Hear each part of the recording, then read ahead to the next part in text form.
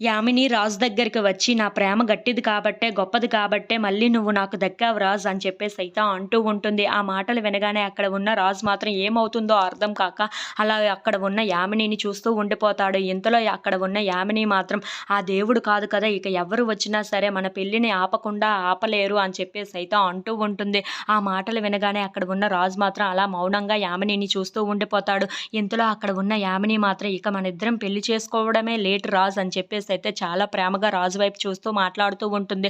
అది చూసిన యామిని వాళ్ళ అమ్మ, నాన్న మాత్రం చాలా బాధపడుతూ బయటకు వచ్చేస్తూ ఉంటారు. ఇంతలో అక్కడ ఉన్న కనకాన్ని చూస్తూ ఉంటారు. "ఏమయ్యింది మీకు? ఎందుకు ఇంత బాధపడుతున్నారు?" అని చెప్పేసైతే అడుగుతూ ఉంటారు.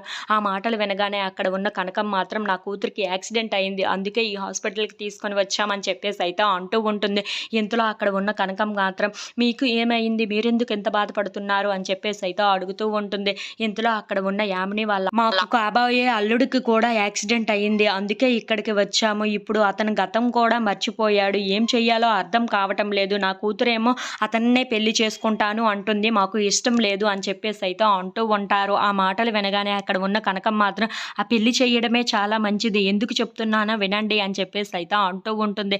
ఆ మాటలు వినగానే అక్కడ ఉన్న యామిని వాళ్ళ అమ్మా, నాన్న అయితే ఒక్కసారిగా షాక్ అయిపోయి కనకం వైపు అలా చూస్తూ ఉండిపోతారు. ఇంతలో అక్కడ ఉన్న కనకం మాత్రం, "ఒక్కసారి మీ అల్లుడిని నేను చూడొచ్చా?" అని చెప్పేసైతే అడుగుతూ ఉంటుంది. ఇంతలో అక్కడ ఉన్న యామిని వాళ్ళ అమ్మ మాత్రం, "సరే రండి, ఇక్కడే ఉన్నారు పక్కనే, తీసుకొని వెళ్తానని" చెప్పేసైతే రాజు దగ్గరికి అలా తీసుకొని వెళ్తూ ఉంటుంది. ఇంతలో అక్కడ ఉన్న రాజు మాత్రం ఏమీ అర్థం కాక అలా మౌనంగా ఉండిపోతూ